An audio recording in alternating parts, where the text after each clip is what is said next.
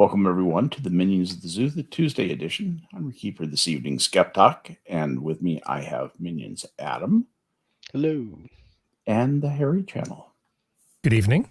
Welcome, gentles, both. It's sausage party this evening. Prospero won't be able to join us, and I'm keeping an eye out on Discord to see if anyone else gets an urge to come on, and we'll invite them on. But other than that, I think it's probably just going to be the three of us, and I hope you guys are having an amazing life experience every day. And I've got to start with Adam. Adam, you must be so excited about your new mayor. Wait, what? Did they already have the runoff? I mean, well, look who the field is. Look what the field is. Well, let me be honest. I wasn't paying attention to the Did you know that they're choosing a new mayor in Chicago? Yes, I did. That was the whole reason why, Beetlejuice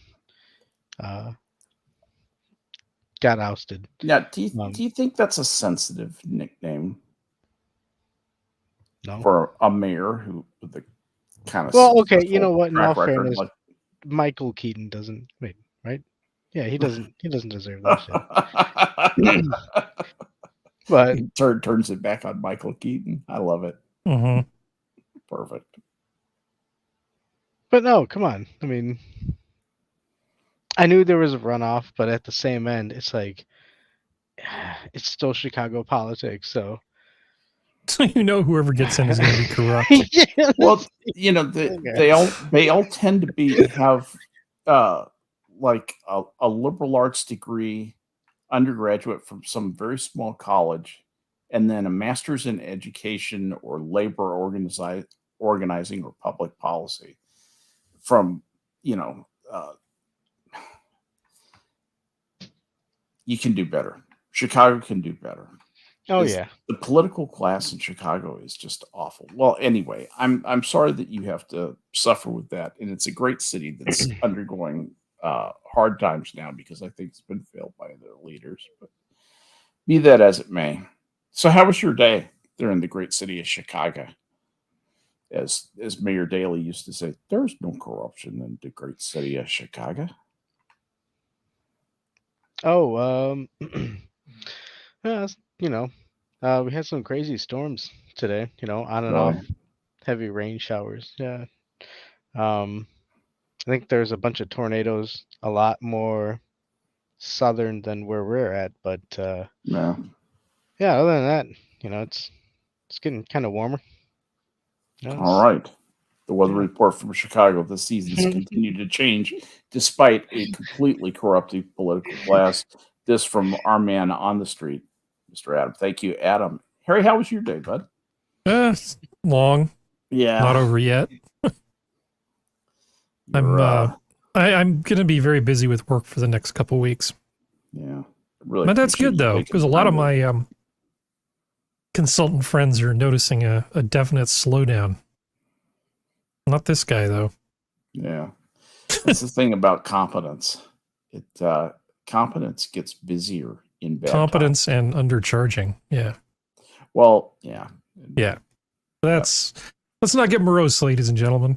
Mm-hmm. Yeah, I always had a theory about charging, and that was charge as much as you think the traffic will bear. Yeah. Well, it's kind of confrontation I don't particularly enjoy. Yes. I don't mind working really hard, and I like to make decent money, but I find the whole business side of things, like selling your labor and tiresome to be intellectually pedestrian. No, unsavory is probably the word I'd use. Unsavory. I love that. Yeah. Yeah. Uncomfortable and unsavory. Not governed by hard and fast rules and subject to dishonesty and chiseling. It just feels kind of dirty, I just yeah. if somebody came along and said, I can get you 50% more money in exchange for like a 15% cut as your agent, I'd say, okay, that sounds Yeah. great. Well, that's why agents exist. That's Yeah. exactly why they're willing to learn the business side. Some professional athlete comes in, and these management outfits take a substantial amount of their salary Oh, yeah. and basically pay them, a stipend out of this blob of money that's coming their way because they know nothing about handling money. A lot of the people that I know generally get about 2/3 of what they're billed out at. Is that right? Yeah. That seems to be fairly common for many things. When you are you talking about generally or in the IT business? Well, I only know people sort of in tech for the most part. Right. So, Okay. I mean, the people who I know who aren't in tech either run their own business or work for a big firm, and so I wouldn't even have that conversation with them. Yeah. Yeah. Man, I would have loved to have taken home what I was billed out at. Of course. Back in the day. Of course, that was business systems were not as mature as they are now. A long time ago, I got quite unfairly run into by an 80-something-year-old Chinese woman who couldn't see over this dashboard of her car, who plowed into me when I was bicycling. And oh man, I got the Nolo Press book on how to represent yourself and do a personal injury thing, and I put all the stuff together and gave them a number, and they said, "Oh no, no way, are we paying that?" Well, ultimately, they settled on 3.5 times that. I was going to say, how much did they end up paying? Okay. But when I was out shopping for lawyers, there's this one outfit that I talked to, and they literally bragged about the fact that they couldn't charge any more of a percentage on contingency than what they were going to charge. It's like, we charge 35% and not a penny more because we're not allowed to charge more than that. I'm like, oh, okay. Interesting sales approach. Yeah.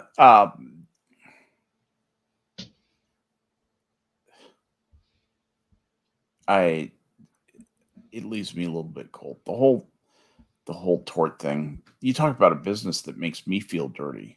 That whole business of going to a court and presenting your side of the story and having someone else present their side of the story and have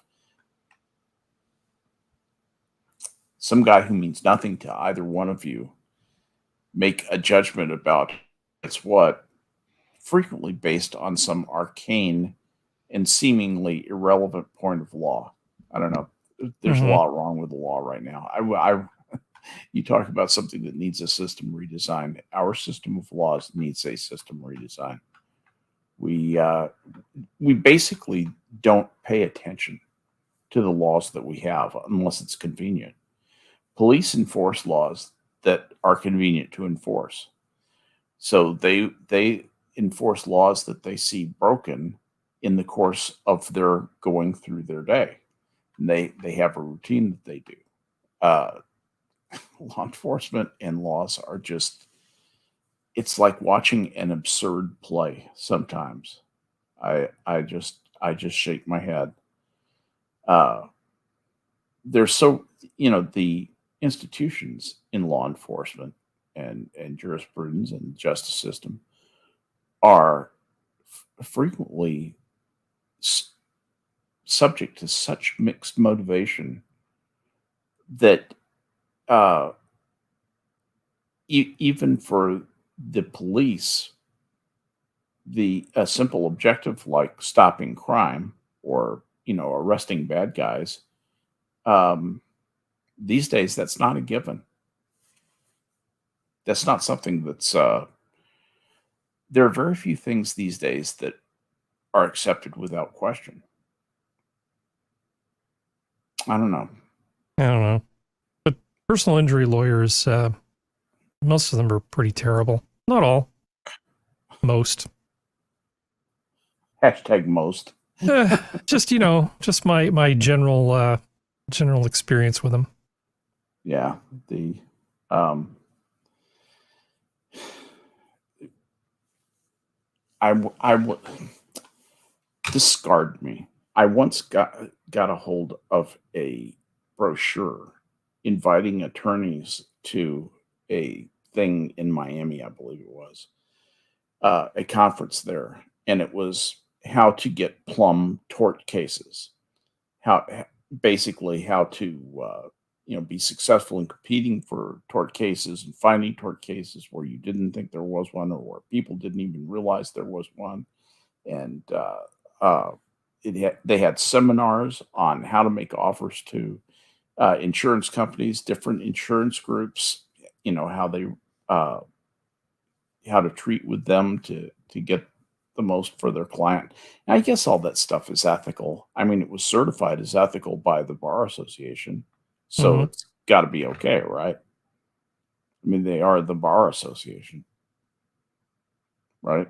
Yeah, I mean they're like experts. They're experts, and they're in charge of enforcing the law on themselves. So there's no possibility of you know conflict of interest or anything. Yeah, speaking of the law, is there anything interesting going on in the law lately? No, nothing that I've heard. There was something in New York, some kind of riot. Some orange guy showed up, and there was a riot about it. But I hope there wasn't actually a riot. no, they actually looked pretty peaceful. You know what that is, Skep? What's that? A plum tort. Oh, that is a plum tort. Let me begin you. That looks like I didn't make that one, so That can't looks like take a credit good for that one. I love plum torts. Yeah. I love pastry with fruit in it, Is almost without. is there a name for making the topping of a okay, I don't know. You said this is a tort, but I see it a lot with like pies where it's like where it's like that striped Hmm. overlay top. Uh, Is there a name for that type of uh, some people call it lattice or lace. Usually, it's a lattice top. I like that. And damn it, you're making me hungry. Give you the beatus. Give you sugarfoot. Don't eat too much of that. Wait, what's in it? Okay, Sugar. a tort Sugar. calls for little to no flour and the use of ground nuts or bread crumbs in its place. Okay, that sounds like you're just describing the outer crusty type stuff. What's Right. that That's what I red thought you were talking gelatinous? about. What's the red gelatinous stuff in the center? Those are plums. Is that tort? Yeah. What is tort? Yeah. Well, there's all kinds of torts. There's chocolate torts and fruit torts, and like soccer tort is a pretty famous German pastry. It's a German tort? Yeah. Sacher. Not the football thing. Sacher. Soccer tort. There's lots of torts. I know this is turning into the Friday show all of a sudden. It generally does, but you got to remember that it's the same group of people here. I'm looking at pictures of Sasha Tort online. It looks like cheesecake. It looks like chocolate cheesecake to me. Why does Sasha Tort sound like some 80s actress from a TV show? Yeah, it's like yeah. Yeah. Sasha Tort, starring Sasha Tort. Oh shit. She's like Topanga or something. Okay, so wait, what is it? Is it like a fruit gelatin? Right? It's just fruit with sugar. Okay. There's no gelatin in it. It's just fruit with sugar and moisture. Makes it saucy, kind of like jammy saucy. Yeah, it's not thickened with gelatin. Looks kind of There's gelatin in a lot of things, but not this. Do you know why soccer tort is called that? I used to know. I don't remember now. Was invented by a man named Franz Sacre. And according to Franz Sacre's son, Eduard, soccer tort was invented by Sacre when he was an apprentice under, this is Prince Metternich. What is this? Austria? Yeah, it has to be Austria. Evidently, he made this for the Prince of Austria. Huh. And if you want to see a picture of the man shit. who Hold invented on. the soccer tort, I will present this to you. Rotten Corpse says it's like pre-light or pie-ish. So is it like a key lime pie? No, that's like a custard pie. That's a different Oh. different creature. There is Franz Soccer, the man who invented the soccer Whoa. tort. Why? He looks like the pie. For the same reason as anybody else, for money or women. That's why. For the pie. And there is the tort in question. Mhm. The tort before the court. I think there's coffee in it, which is why I tend not to go for it. Why is there a compass on the top of it? It's just a little medallion. Usually you write the word soccer across the top of the tort, but in this case they just branded it with the little medallion of chocolate. The last Horcrux. Hey, hold on. That's the zoo logo that you have there, Skep. Yes, it is. Yeah.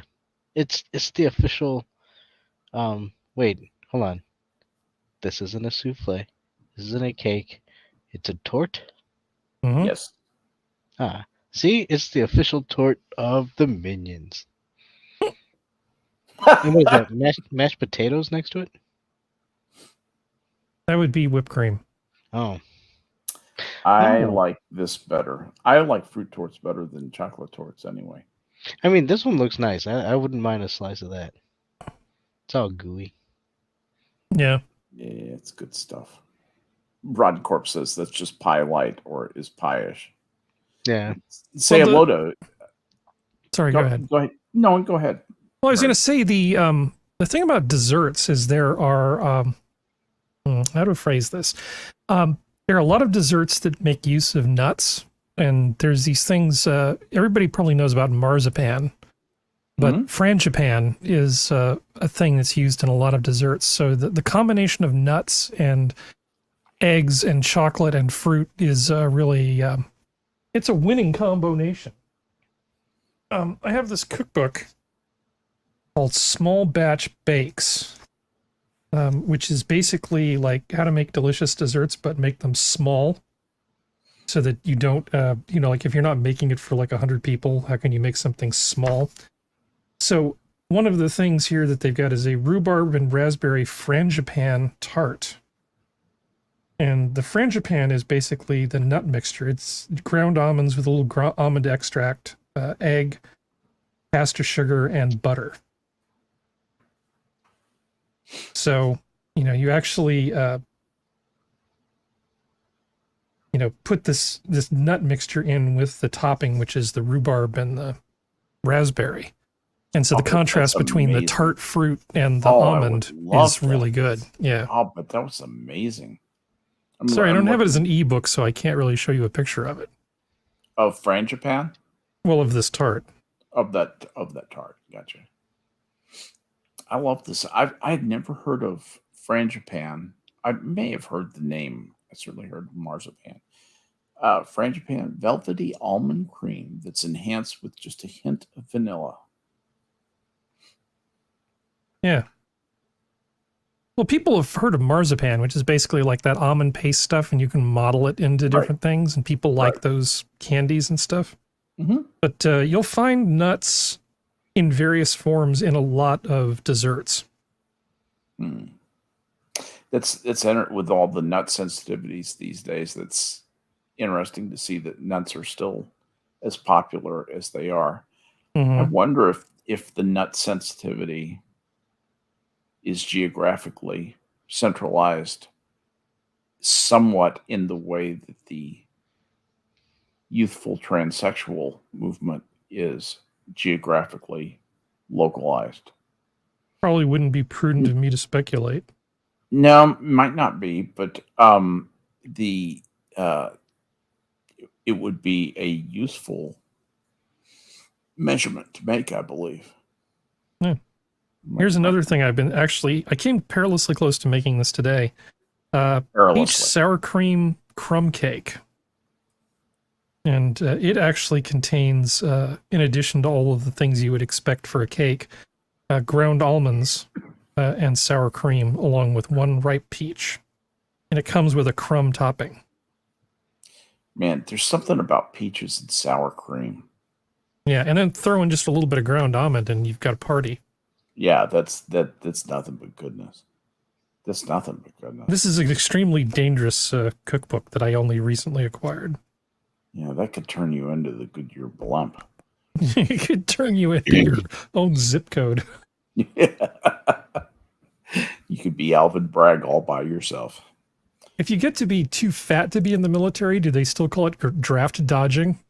Oh, that's funny. You know, the They should call it something else. When I was in, anytime you needed correction for anything, you were given something called EI, extra instruction.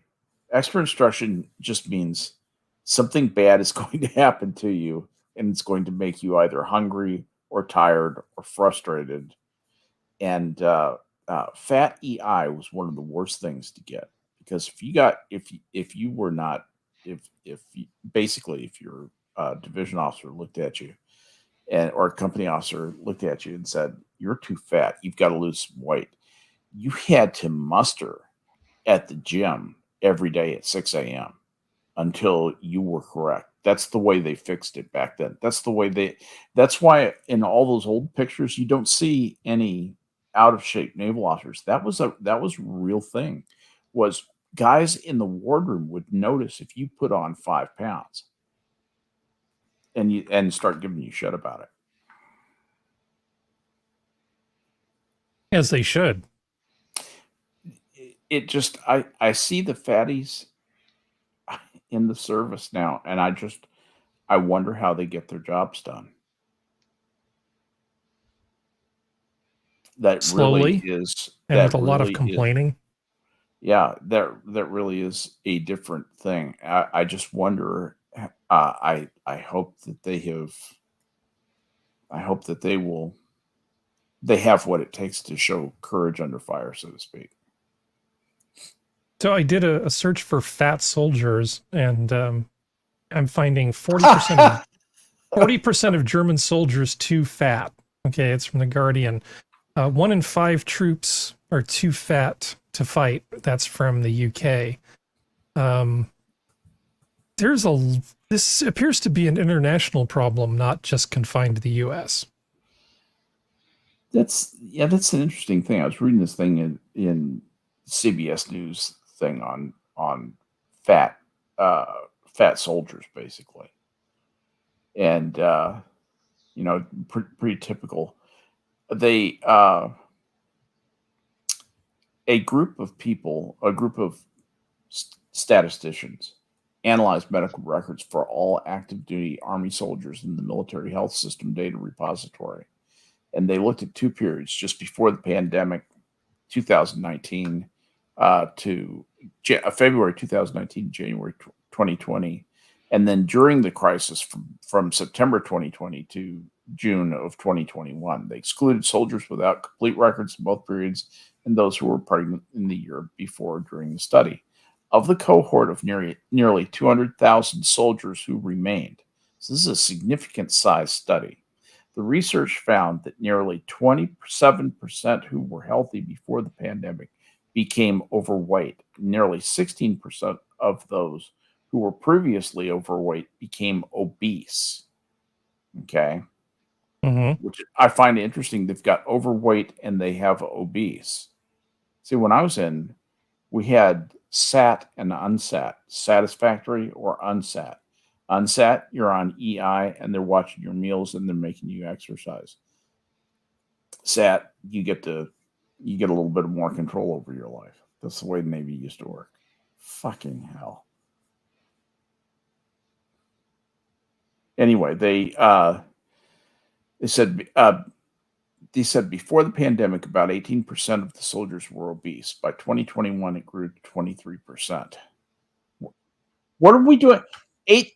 Before the pandemic, 18% of the soldiers were obese. Why were they soldiers? Why? Why were Well, they? Why? good Why would question. we have the obese Free food. soldier? Yeah. What?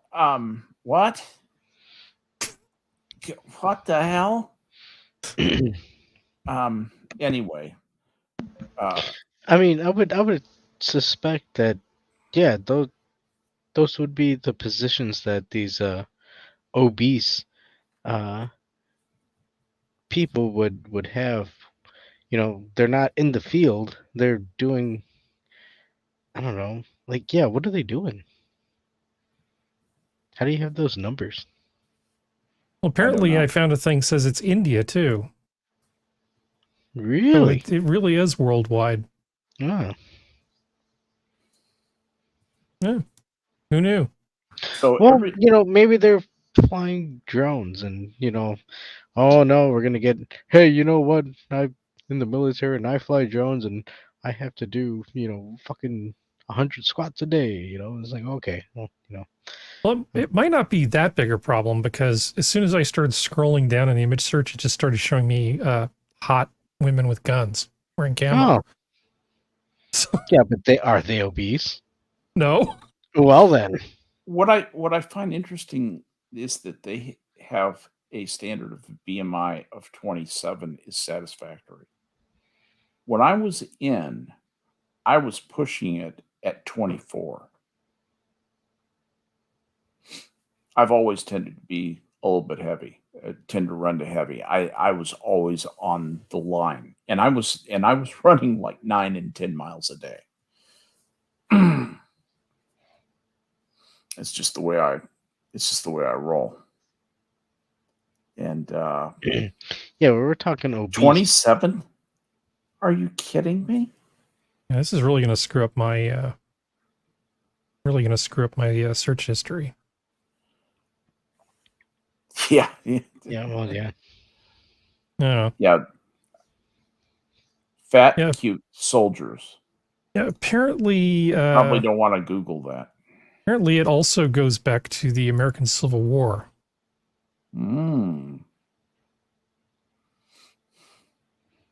Hey, that's not fair.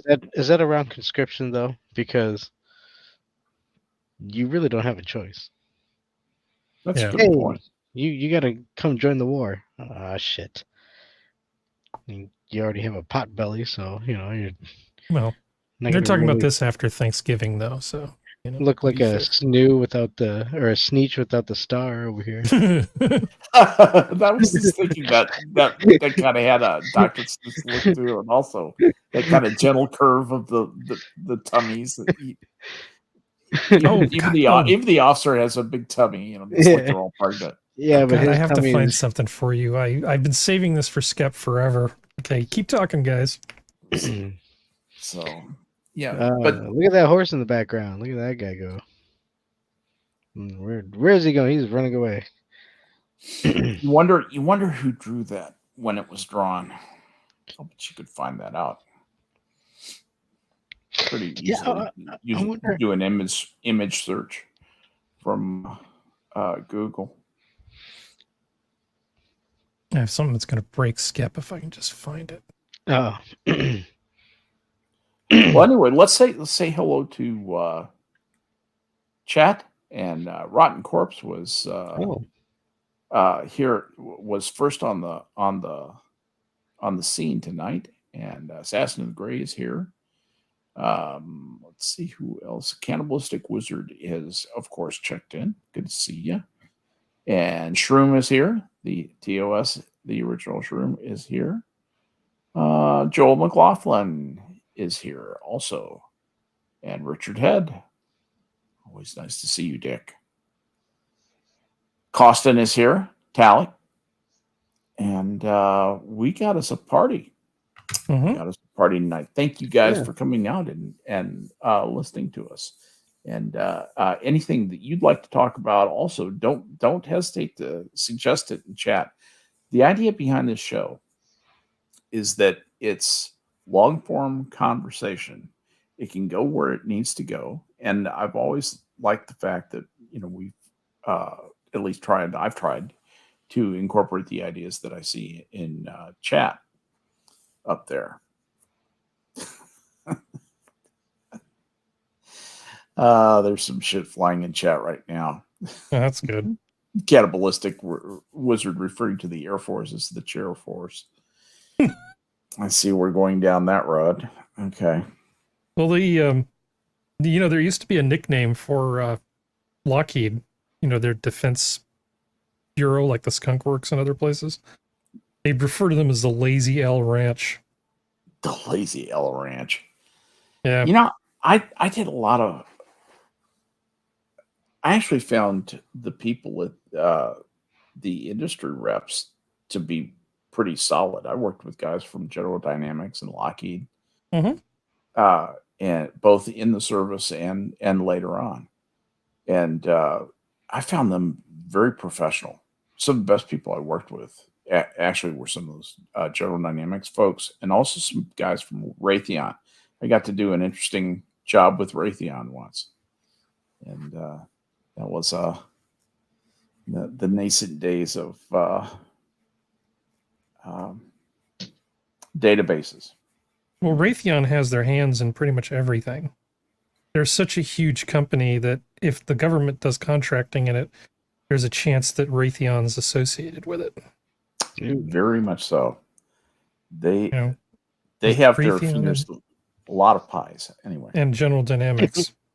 Yeah. Wait, a lot of pies or a lot of fingers in pies? Both. They have both plenty of pies and many, many fingers. For those which pies. came first, the finger or the pie? Right. Simple Simon was a pieman. Eating his curds and whey. Yeah. Wait, hold on. Mixed nursery rhymes, but that's cool. Well, I mean, I'm pretty sure he had a curd and whey pie. Wait, what's whey? Is there a whey pie? You can't have a whey pie. That is not the way. What are you way? No way. That's not the way. No way. But definitely a curd pie, at least, right? Well, cheese is actually curds. It's made from milk curds. So, yeah. So, like, a cheesecake would essentially be a curd pie. Do you know what whey is? Whey is like the liquid, right? That's the liquid part of milk. Here it is. It's gonna kill Skep.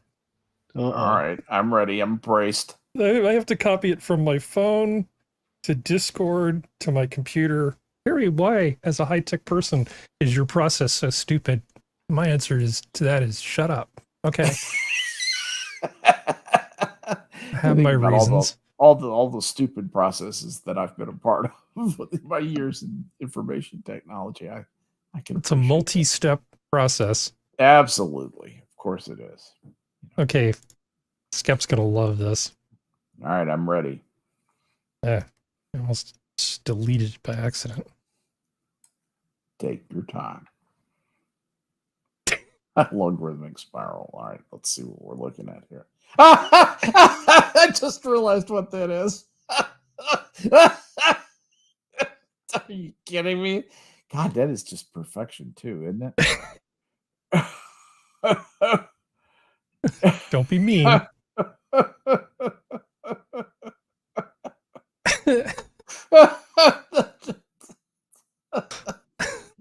That's just a perfect ratio. Oh, that's wonderful. That just makes me so happy, Harry. Thank you. I knew you'd love that. I just been waiting for the right time to bring that out. And I knew this was the right time. Oh, that is just outstanding. Okay. Well, we should stop making me be full screen. I'm having fun with that, though. That was great. Big fun. Yeah. So, I guess the elephant in the room is that They indicted President Trump today. Yeah, Did but you an see? indictment is not It's that nothing. big a It's deal. nothing. It is nothing. It is literally nothing. It is when they teach this in law school. It's common to hear the lecture. The first thing they'll say about what is an indictment. Indictment is a puff of air. It is nothing.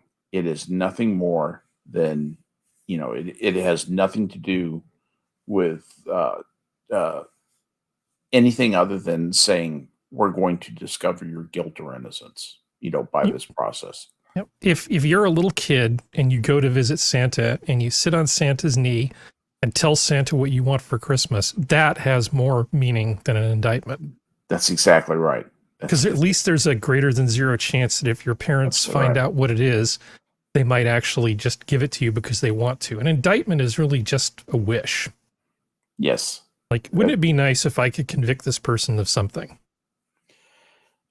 Yeah, an indictment is supposed to be the end result of someone in a position of authority becoming aware that the law has been contravened or may have been contravened, and that someone has been accused of contravening the law, and they have chosen to uh, adjudicate it. That's what the district attorney does. That's their job, is to decide what gets prosecuted.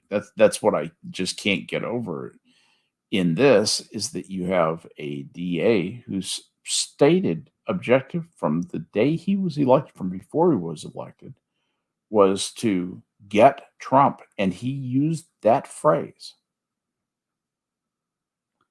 And this seems to be part of it. What I found interesting, one of the things that I found interesting about this was CNN's reaction to it, which I got the feeling was pretty lukewarm. That, yeah, some of their opinion guys are drooling and acting like fools, but most of them were kind of going, this really isn't just amazing. This is not the Rosenbergs. This is not Sacco and Vanzetti. We've got, it's pathetic, and they know it's pathetic, and it's based on a rickety, completely untested legal principle, well, virtually untested legal principle of bootstrapping this particular charge to get around the statute of limitations running around, and to show that was Trump's intent. Oh, are you kidding me? That's never going to happen. Which makes me think this one is just for show. They're not. I think he's got some other charges coming up that'll be more difficult to fight. But the other part of this is that this is the Lilliputians tying down Gulliver with 1,000 little uh, uh, ropes and strings that individually he could break any one of them, but the combination of all of them tying him up while he was asleep led to him being captured by the Lilliputians. And that's I think that's kind of what's going on here. I think it's very sad. It's a terrible day for our country. I just, it's easy to just get depressed about the condition of our nation when you see corrupt district attorneys just doing nothing more than realizing political ambition by the misuse of both the law and their own office.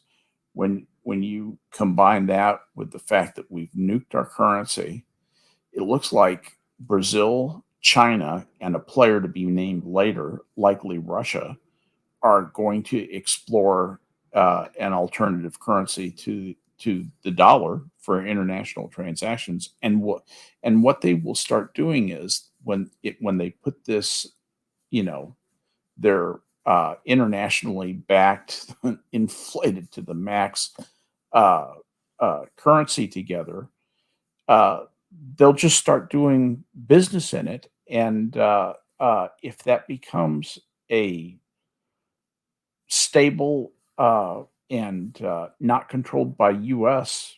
currency, that that could give the dollar a run for its money. The dollar is so entrenched in financial institutions right now. It just would be hard to change out of that. There's just so many touch points. But it can be done. I guarantee you it can be done. Well, back to the Trump thing. Yeah. Maybe so this anyway. will make you feel better. There was a CNN poll, so you already know that it's biased against Trump, right? Right. CNN poll came out today.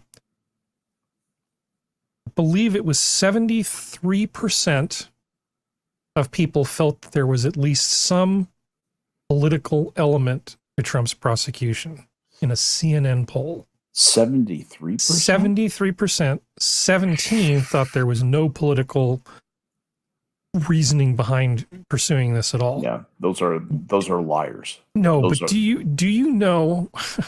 I mean, I know obviously you know, but I mean, just in general, it's hard to appreciate how hard it is to get that many Americans to agree about much of anything on any given issue. There's usually 25% of people that believe something incredibly stupid. Yes. I'm surprised that number's as low as 17.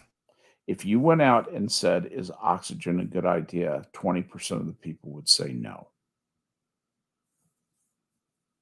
Yeah, it's an astonishing number, which basically, if you go on to the Twitter and you look at some of the hashtags associated with this, you see people that fall very strongly on the "what the hell are you doing?" statute of limitations, et cetera, the kind of arguments that we would make. Right. And then a small handful of people who will, with no self-awareness at all, say things like Hillary Clinton, 0 indictments. Bill Clinton, 0 indictments. Joe Biden, 0 indictments. Hunter Biden, 0 indictments. And just go on listing all these people. It's like, well, I've read the FBI report on what Hillary did with her email setting up that server in her house. There's documented evidence of her committing a at least in my layperson's opinion, a serious crime. And people will come to you and say, "Well, all those people who went to law school and know so much more than you do didn't indict her, so she must be innocent." They didn't indict her because we at least used to be the kind of country that didn't do that to our political rivals. If anything, we would let them off to make sure that we didn't turn into that kind of country. I don't think that the Democrats I don't think most Democrats are on board with this, to be honest. They would love to, just as a windfall, not have to worry about Trump. I think many Democrats aren't this stupid, but the people like Bragg who've pulled this thing, the reason these theories are still warm is because of where he pulled them from so recently. He has unleashed something that could backfire pretty epically for decades to come. Because the next time somebody like Hillary comes along, do you think they're not going to prosecute, try to indict her? That's an interesting point. Yeah, they're assuming, as they always do, that when they set these things up with censorship and political prosecution and sicking the IRS on people, that it will never be turned on them. Right. They just assume that everything's going to be fine, and if they just do all the things they're going to do, they'll have it just locked down. It'll never get turned on them.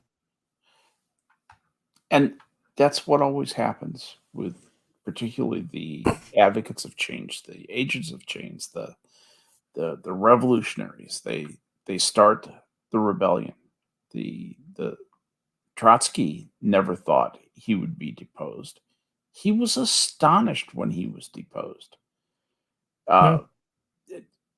Lenin at least had the good grace to have a stroke at the right time, so Stalin was not inconvenienced by also having to cause his death.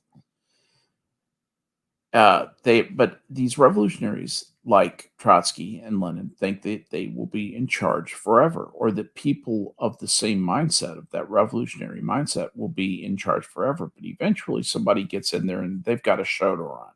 They've got to make the trains run on time. Sacrifices need to be made. And the only thing that you have to sacrifice in a socialist environment, in a true socialist environment, is people. They have to make the make the necessary sacrifices, and there's always plenty of them to make those sacrifices. And and there are always political officers who will point out and helpfully select the people who will get to make the glorious sacrifice for the good of the party and the good of the country and all that crap. Just, I was reading a thing by Ayan Hersey Ali. In fact, I'll try and pull that back up. She just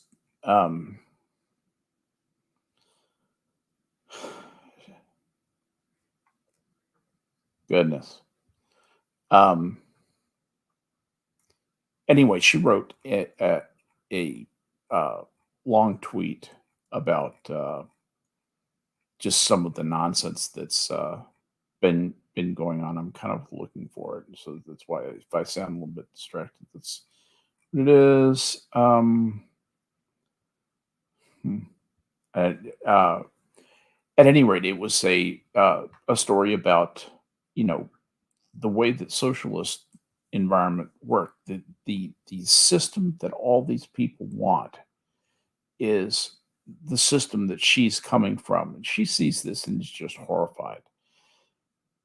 Somalia, her native country, actually used to be a pretty wealthy place. I mean, it's positioned in a place where it ought to be wealthy, the Horn of Africa and all that. Mm-hmm. It's got all the things. It's got coastline. It's got oil. It's got, there's a lot of reasons Somalia ought to do well. And a socialist system came in, effectively a communist system came in, and they took everybody's stuff. And then, and her earliest memories are standing in line with her mother, waiting for that day's ration of food. This is what Bernie Sanders is talking about when he says, well, at least there was bread. That's what a bread line is. You stand in line for a long time and you get your bread, and you're still a slave of the system. You can't follow your own ambition. You have very little personal freedom as to what you can do for a living. That's going to be selected for you by people who know more than you. And that when you put your faith in the social system to lead people rather than have people lead their own lives and lead the social system, it always ends up that way because of things like collective error, just the incremental buildup of suboptimal decisions, incorrect decisions, inefficiencies, all the things that go into human error. Those things concentrate in a socialist government in a way that they do not concentrate in a government that allows for very substantial change through an electoral process. The key is to make the errors as random as possible, so that way they cancel themselves out over time. Well said. Yeah. That's just, that's just science. No, it's just science. That's what we just do. Science. What we do your minions. I don't know, man. The other thing about this Trump thing is a lot of people are talking about the 34 felony charges that they're bringing against him, going 34. That's so many. That's charge stacking. That's so many, Skep. It's like called charge stacking. If one of them is bad, then 34 of them must be 34 times as bad. And it's like, no, that is totally not the way it works. In terms of innocence or guilt, not sentencing, mind you, but innocence or guilt, he's as guilty as the most credible and serious charge in there. It's whatever one's the worst charge, that's basically sort of how bad he is. Otherwise, it's just the stacking on. So it's like 34 microaggressions does not equal a punch in the face. Right, exactly. There's no calculus for that. No, there's no equivalency. There's no way to make that equivalent. Mitt Romney came out and he issued a statement at the on the indictment of former President Trump. I It's can real hardly brief. wait. Yeah. I believe President Trump's character and conduct make him unfit for office. What does that have to do with anything? I know. Isn't that an interesting first sentence? Even so, I believe the New York prosecutor. This is eat your broccoli, Mitt. Even so, I believe the New York prosecutor has stretched to reach felony criminal charges in order to fit a political agenda.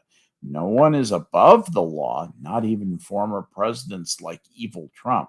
All right, I added that last little bit in. But everyone is entitled to equal treatment under the law.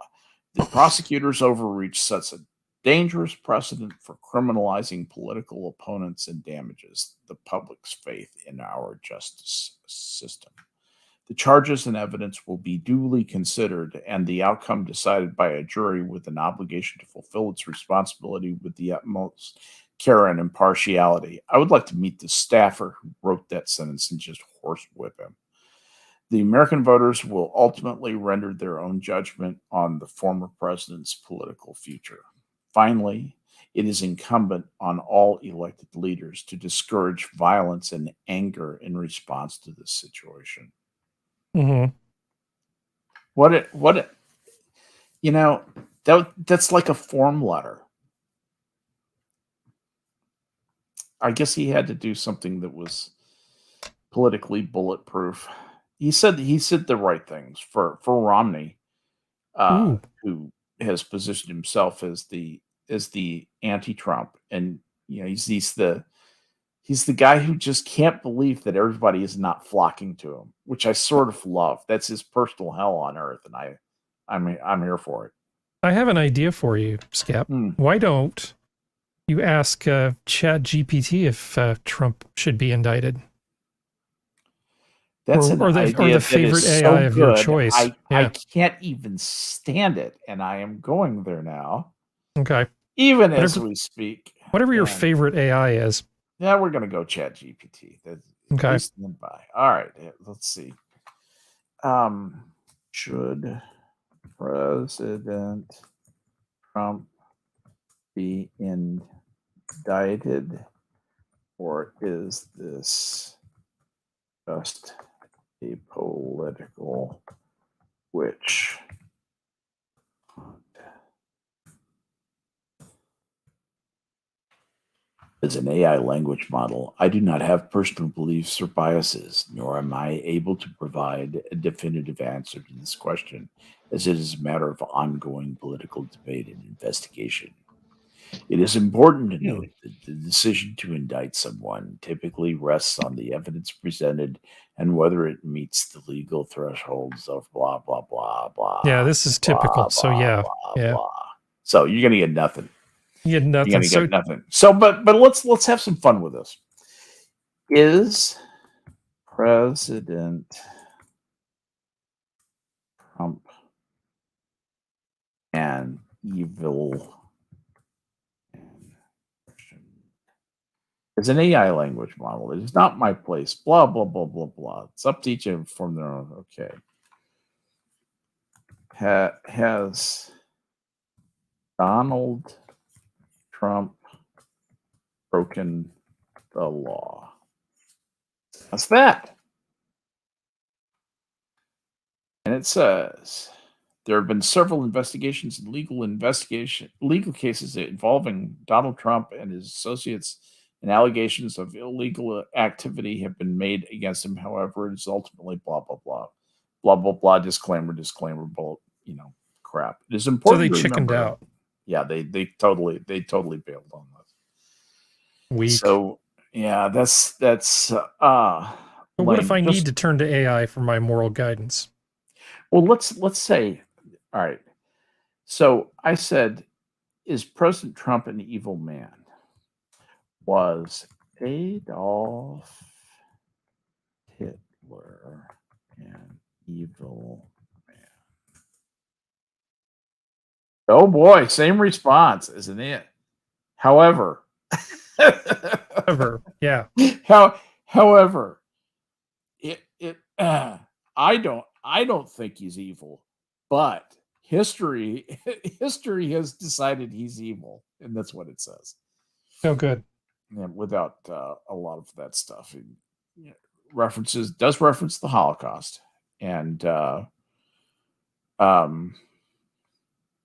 actions of Hitler and the Nazi regime were in violated of basic human rights and represented a grave injustice and tragedy for those affected. It's important to learn about and remember these events in order to prevent similar atrocities from happening in the future.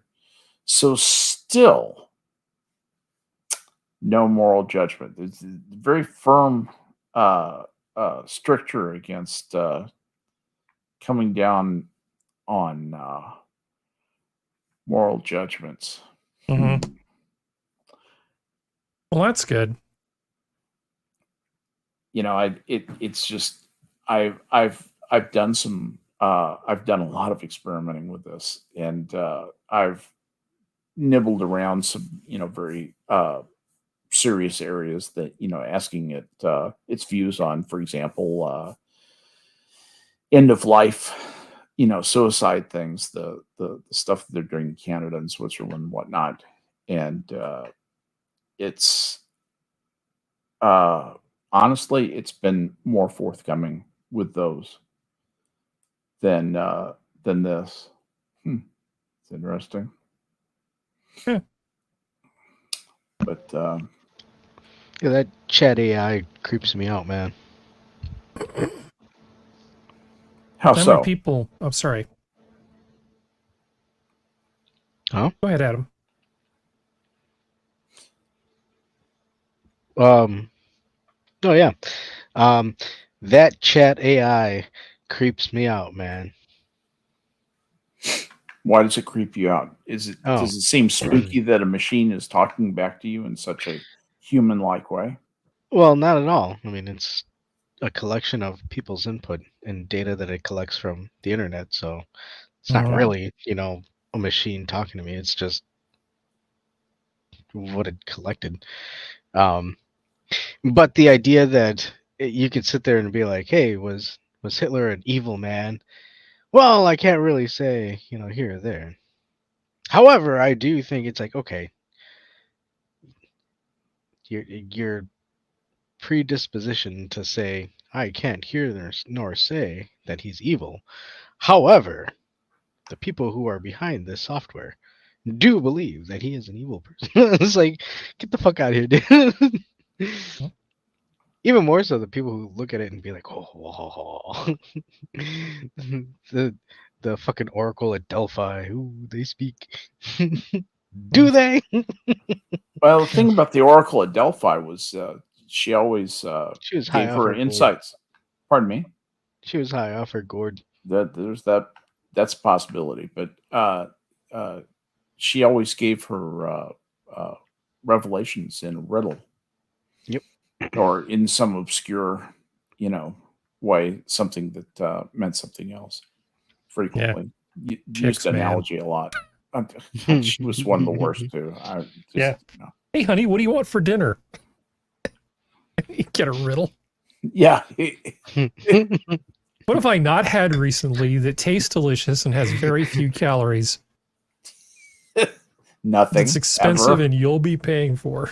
Right. If she gives me a riddle, we're going straight to Chuck E. Cheese. Mm-hmm. Chuck E. Cheese, where the pizza is so bad it almost feels like it's invisible. Mm-hmm. That's the blandest pizza I have ever had in my life. And I Remember had Domino's before they started slathering garlic oil on everything? No, it's even worse.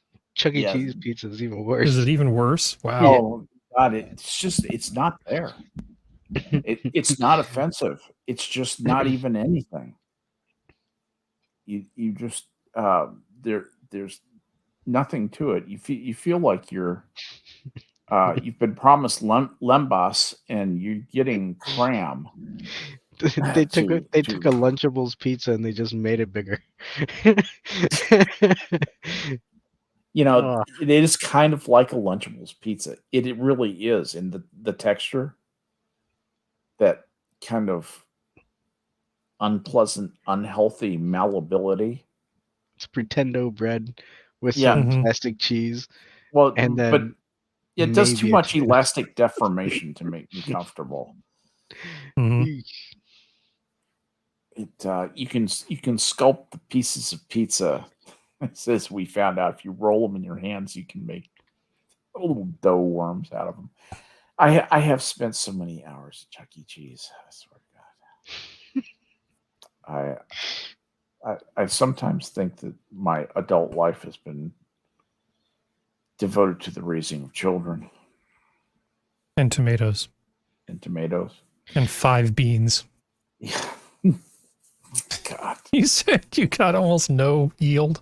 Was it Yeah. beans or peas No, it's that you peas. got almost? You Peas. got Yeah, we did great with beans. We killed it. That was our home run crop was beans last year. But the peas, God, we can't. We, we're doing some things wrong. We've looked into it a little bit, and we changed varieties this year, and we've gotten some tips on how to do the vines. They kind of grow in this. Peas are funny. They like to climb, they and do. they will supposedly give you more. And so, great effort was made to erect lattice things for them to climb the fuck up, and climb they did. They did everything but make peas. Handsome vines, thickly Mhm. burnished, Make a suitable great for cutting privacy into fence. lumber. Right, Yeah, exactly. It's like privet hedge, and no fucking fruit, no fucking yeah, legumes. It's not a fruit, but you know what I'm saying. yeah. And so yeah, that was. We've given Look, up on look. corn.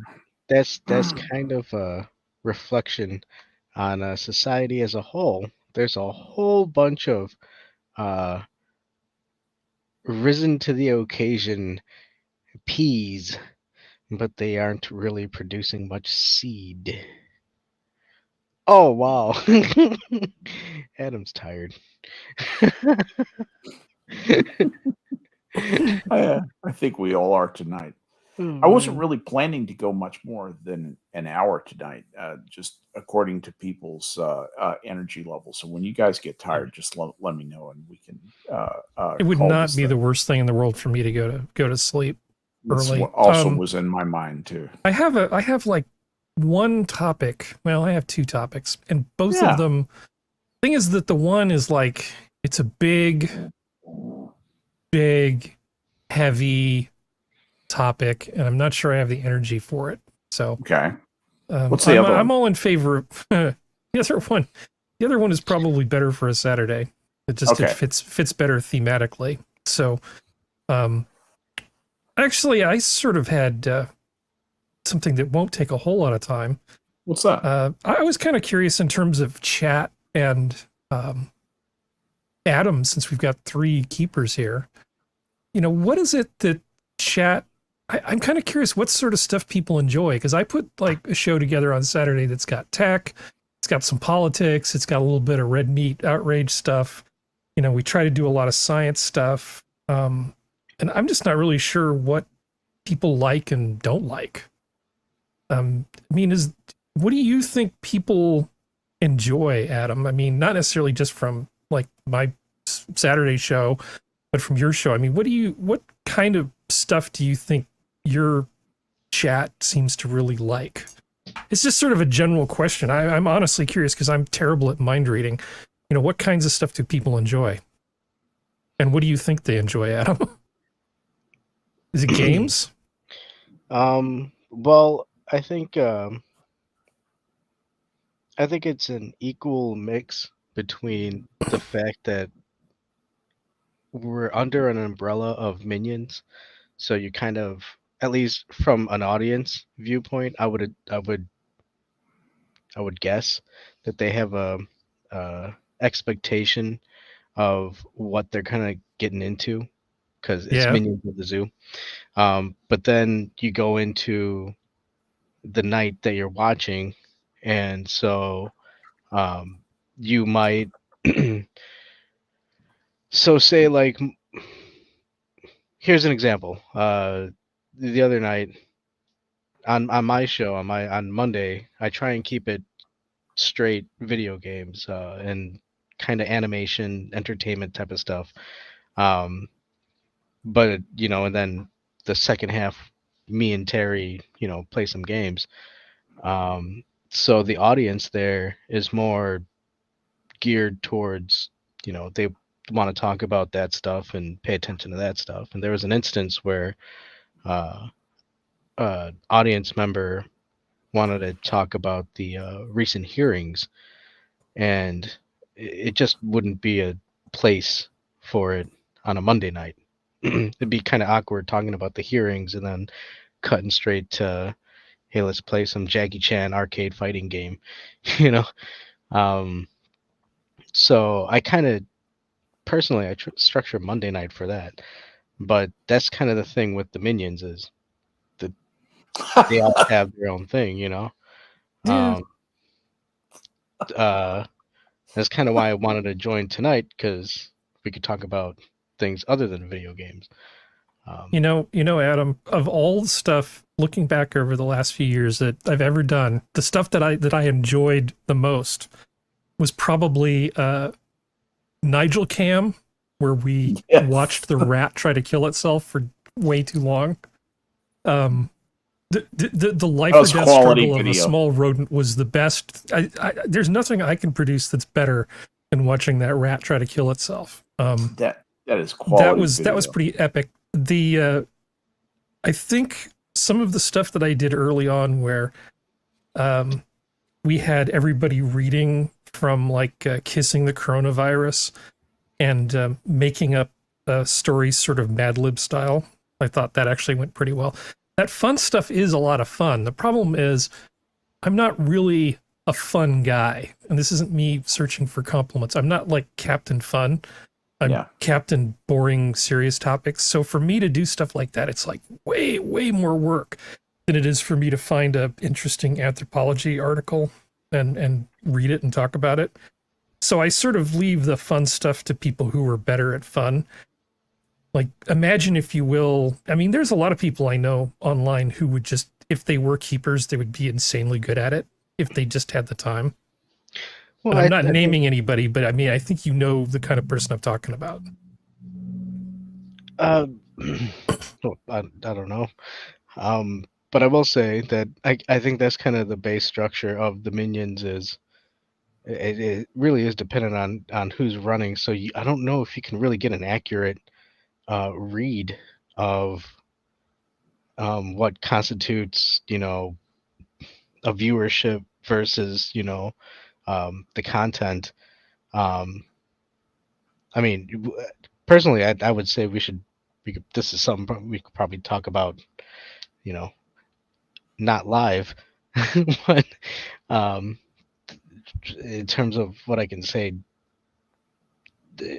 right now, I would say, I try my best to be as entertaining as possible on Monday night, and then whenever invited, or if I ask like tonight, to join, I try my best to do what I can, and hopefully not do the embarrassing thing of falling asleep like I do sadly sometimes. But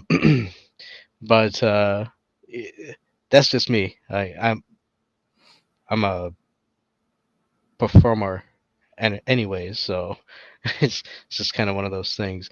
I will say I do like joining shows as opposed to hosting it, because hosting is a whole nother stress level. But no, it's just I've never been in stress like this. Well, I could well, I can tell you yesterday, I really wasn't expecting Frosted Glass to join. I did invite Kevki. I like Frosted. Well, I've never really had a conversation with him. Like, I've never really, so I wasn't really sure how to handle the show. So I was kind of nervous on that. I did invite Kevki because I wanted to talk to her about, certain video game stuff like the movies and E3 and Tears of the Kingdom, and you know she talks video games, so it's easier to talk with her about it. And of course, Terry's he's easy to talk to. He's a good guy, that Terry. Yeah. So I have a planning Discord that I use where, you know, I sort of keep notes and stuff. And of the people that are, you know, in there helping me just sort of plan the show, and it's usually just like the core panel people that are there, like, more often than not, right? Yeah. It's not meant to be a replacement for the minions. It's just where we talk about just the show. There's a section, you know, which is called like the fun subcommittee, you know, where it's like the only people who are in that conversation are people who are like fun, you know, it's usually like Sora and Serenity. And so people are so sometimes people are so busy that they don't, you never really know who's going to show up, who's going to have a headache and not be there. So if you plan 30 minutes a show around something where if somebody gets a headache, then you've got a 30-minute hole in your show, that kind of is the suck. So if I do that, I have to not only plan that, but I have to plan like another 30 minutes of backup material. Anyway, it's a lot of inside baseball, but I actually have been looking at the chat and seeing, you know, what people are actually saying. And like the whole thing about using it for background noise, it's like, yeah, there's a lot of things I really enjoy that I use for what I call audio wallpaper. And it's not because I don't like it. It's on the contrary. I actually find content like that to be really kind of serves a really important purpose for me. I like having stuff like that kind of in the mix. And I know now Assassin doesn't like it when we talk about food. See, I'm learning stuff every day. Assassin wants to know where Sora is. She's been on travel, but she'll be back soon. She's trying to solve the whole Romanian thing with Russia. Yeah, well, she's didn't you guys know she's Mormon? So right now she's going to try and convert some heathens in some distant land. She's raising her staff and going wololo. She's presenting the golden tablets. As aren't you thinking of Jenna? Wait, who are we talking about? Sora. Sora. Oh yeah, the same thing, right? No, they're different people. No, I don't know they're if you Canadian. realize that Sora and Jenna are actually two different people. Yeah, no, they're Canadian. They're the same thing. They're all Mormon up there. So Jenna's not Canadian. She's from Rhode Island. What? Oh, well, Rhode Island. Well, technically Massachusetts, but I always kid her and say it's Rhode Island. Oh, okay, Massachusetts. That's a different. That's a whole different thing. Now it's like Jenna's here. Thanks, man. Well, let's not summon. Oh shit.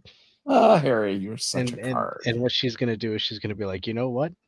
You're not getting your fucking ATV now. I put that thing up when Jenna's on just to annoy her sometimes, just to keep her blood pressure up. Hold on, I was thinking the other Jenna. Too many fucking Jennas. Yeah. Yeah. There's a Jenna from Kazakhstan. God damn it. Okay, you know what? You Canadians are interchangeable. Sure they are, Talon. And the Quebecians are sitting there laughing. I just told them they are interchangeable. I do really well on YouTube comments. I just put like the first thing that pops into my head, and sometimes I'll get, you know, like thousands of positive responses to my off-the-cuff comments. That's like the thing I seem to be good at in social media.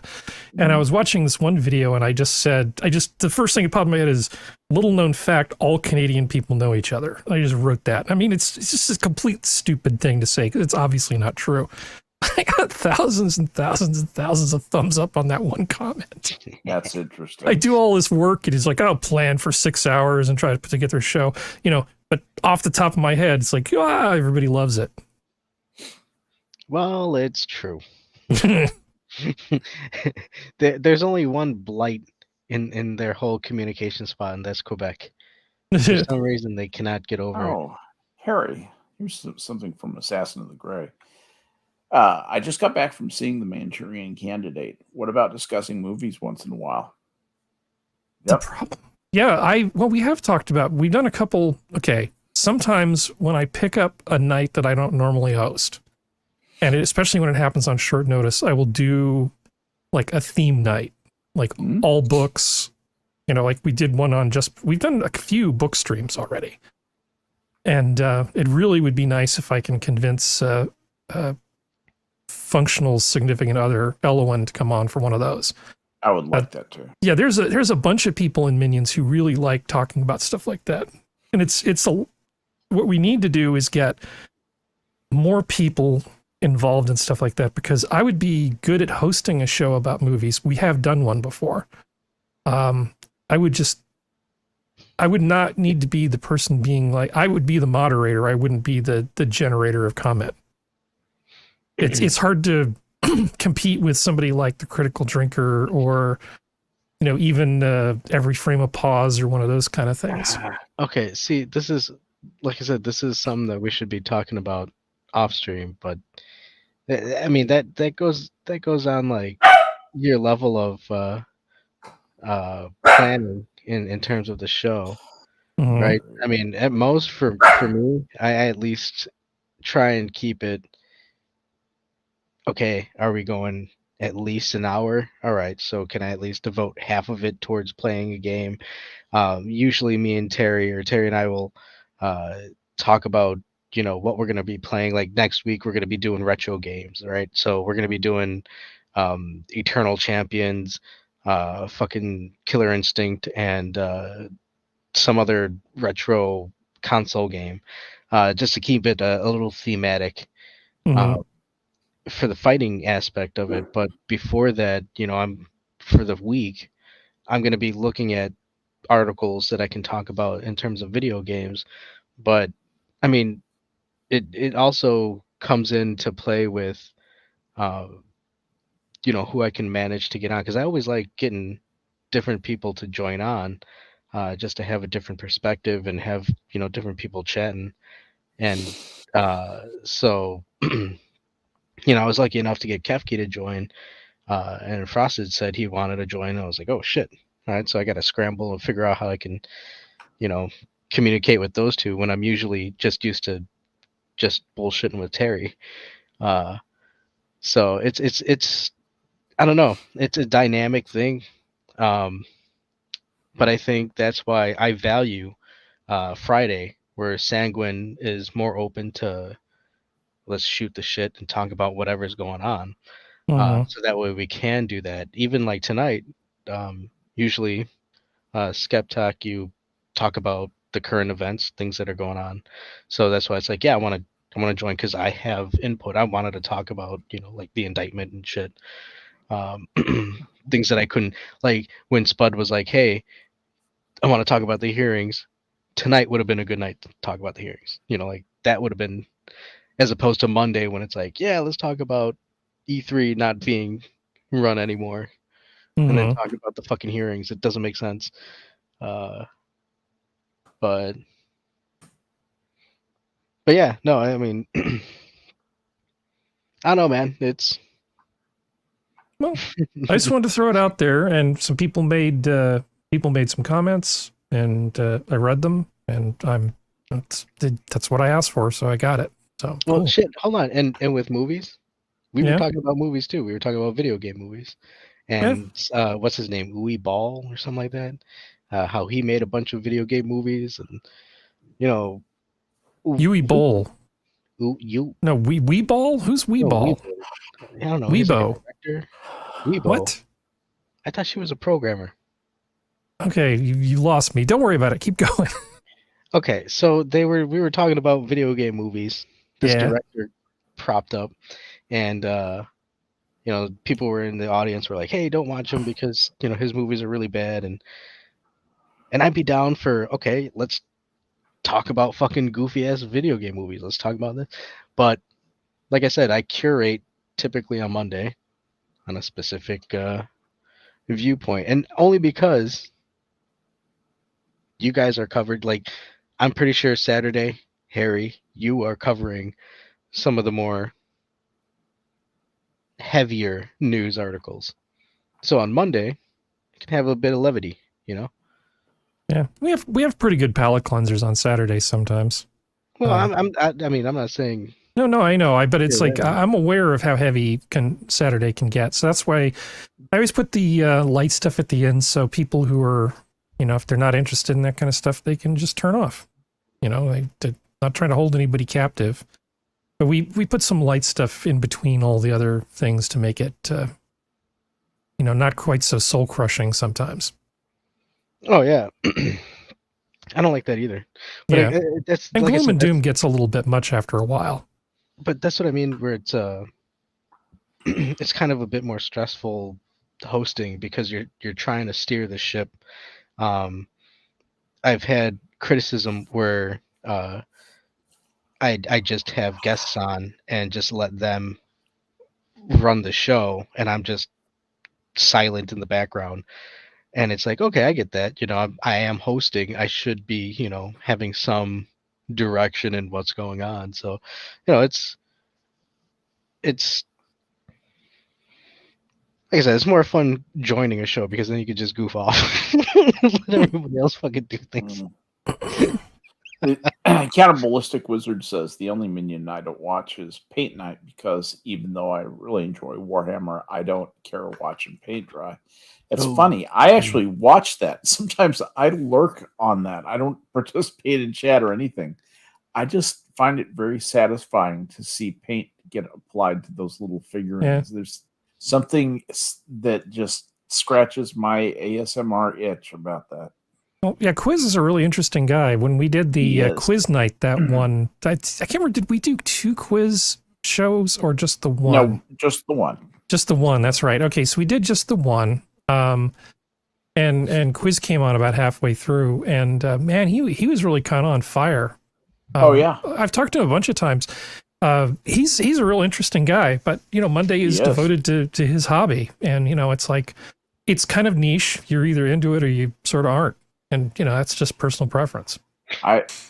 His knowledge of gaming is insightful. His knowledge of a lot of things is really pretty good. It's really impressive. Yeah, he actually knows a lot about a lot of stuff. If you were going to do like a dedicated movie night show, he would probably be a really good addition, I think. Yep. Well, first he got in trouble with that a bit ago, back in our Discord years, but no. Also he does Sunday. He's doing Sundays. Yeah. I will say recently, okay, look, I love Quiz, and I live close enough to him that we hang out every now and then on the weekends, and he's constantly trying to get me into Warhammer, but for me, it's like it's a bridge. I think it's a bridge too far for me. I'm still stuck on Doom. It looks great, but Doom 1, I don't think. Right. Yeah. CGA. I mean, it looks fun, but I don't think I'd ever really get that involved in it, But recently with his gaming nights, he's getting more into the whole gaming thing. So it's one of those. That's good. That's where you see the differences in the minions. Again, we're all under the Minions of the Zoo canopy, but each night is different. And so Sunday night, if you're really into tabletop gaming and Warhammer, that's where you're gonna want to go and watch a good stream. Me personally, I'm lost, so recently I had to take a pause on it. No offense, Quiz, if you're watching. But yeah, no. Yeah, I consume a lot of content. I lurk a lot when I can, but work has been extremely challenging. Has work been getting in the way of your hobbies? Work's been getting in the way of just about everything. I've even had to tell imaginary girlfriend that I'm not going to be quite as attentive for the next couple weeks. So between now and next Friday, I have to deploy 6 more Juniper switches, 2 storage arrays, and 25 servers. And I have to migrate a bunch of data. I mean, it just goes on and on and on. It's 25 servers? 25 servers. 20 of them are going to have 20 of them are going to be VM servers. The other 5 are going to be bare metal replacements for old stuff. Oh yeah, and I have to deploy 2 SD-WAN implementations at 2 other separate locations. Of course you do. But that's by the end of the month, so it's fine. Because I'm got totally time. going to get all of that done. Wink, Yeah. wink, nudge, nudge. Not a chance. Yeah. Sounds fun. Not without help. Not without a lot of help. I really do like bad movies, though. I like good movies and I like bad movies. It's the ones that are in between that I can't really waste my time on. And there are a few people out there who like Functional really likes talking about movies and stuff. So would you be down for doing like movie review type of stuff? Well, we did do an entire episode of just movies. Like I said, usually those I do not on Saturday. I just make it like a special one-off kind of all movies, all books. We've done at least 2 book streams. Oh, well, hold on. Do you do your own stuff outside of Minions? No, I mean when I've subbed for people. You know, like when I've done a guest keeper thing, I'll put up the bat signal and just grab as many people as I can, and I'll do like a single topic thing usually. No shit. When I sub for people, I toss out the crayons and tell people to wish them the best of luck. You know. Yeah. That's not my night. No, but Costin says work is evil. Yeah, work is evil. And necessary. Yeah, until you don't have any. Yeah, no, I've always been super hardworking, and I'm not. That's why you have plenty of work. Yeah, you get your work done. You get, I sure try to. I've got way more work to do than I can get done. It's just a question of who I'm going to disappoint at this point. It will always be that way because of the care you take and the pride you take in doing a good job. It's very important to you.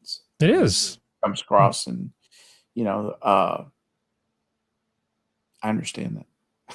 Well, that's the way dudes are, right? Yeah. We're just part of our wired for it. identity is tied up in our work and feeling like what we do is valuable. That's right. Yeah, so striving for excellence. Oh, that's toxic masculinity. We're not supposed to do that. We're just supposed to cry and accept government money. That's what it is. I forgot. And talk about our feelings a lot, because then women are totally going to like us. No, that's so hot. Yeah, they can barely keep their hands off. Women really like it when you're vulnerable and talentless. Yeah, vulnerable, talentless, and not capable of earning a living. It's kind of the trifecta for attracting women. Yeah, exactly. Get hot chicks all the time now. Yeah.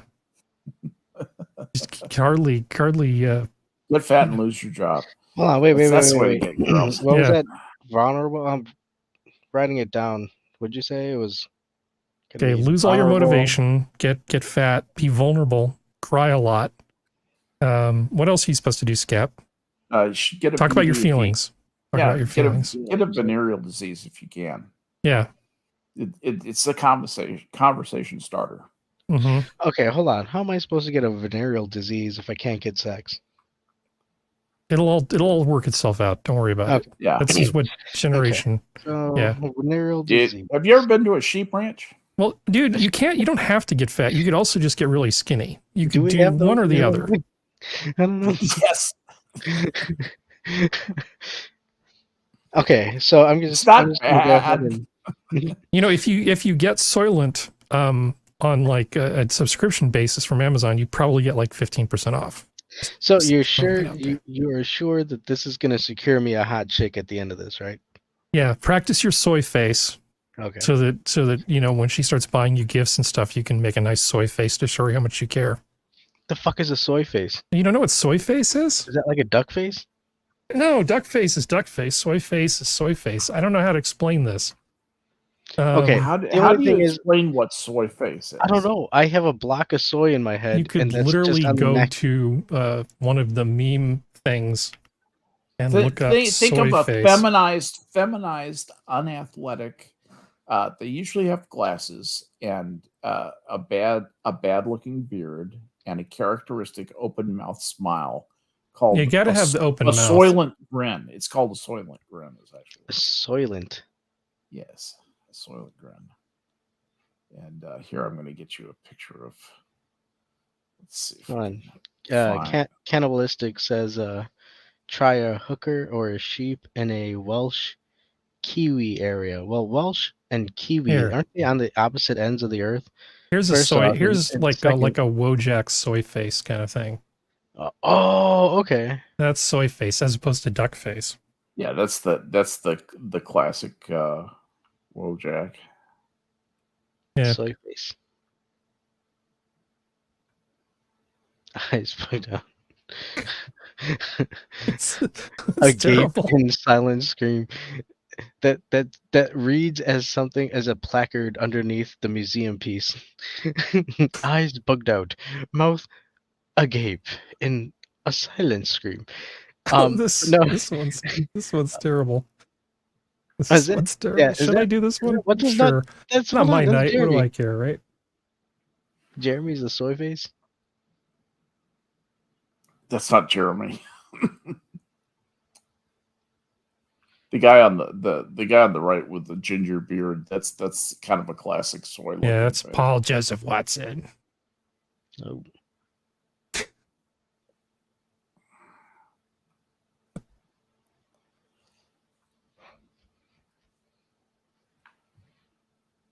Soy boy. We have the mega soy boy. Then we have the epic soy lord, also known as the cuck master, the giga cuck, the sawyer, the soy triumph, soylet triumvirate, and then the mega ultra cuck supreme soy boy. Sure. Why not? Joke, Susan. Just a joke, Susan. Just a joke. Take another Xanax, Sue. Another So should we Xanax. pack it in? Yeah, Hey, probably so. I'm hey, kind of that's the starting other to run thing down a little too. bit. I'm trying to figure out how to. Well, not figure out. I gotta actually learn. Take the time to learn, but to do the simulcast with Rumble, because I think we should move over there. Oh, look at that duck. That's still one of my favorites. Yeah. Sit and watch this movie for hours. I wonder when how it's gonna end. I have a feeling it's either pressed or l'orange. But you never know. That duck may still be alive. Well, it sure looks happy. It's not the way to bet, though. These things start out well, but they end up quacking up. Yeah. Yeah. Ducks in a row. Have you got your ducks in a row? If we can exist without a mental disorder. Yeah. Ducks. All right, let's say goodnight. Kids, it is time to say goodnight. I want to thank my panel guys for being a part of this. Thank you, chat, for coming out listening to us. We do this for you. And it is time to bring the broadcast to a close. And if you want to say anything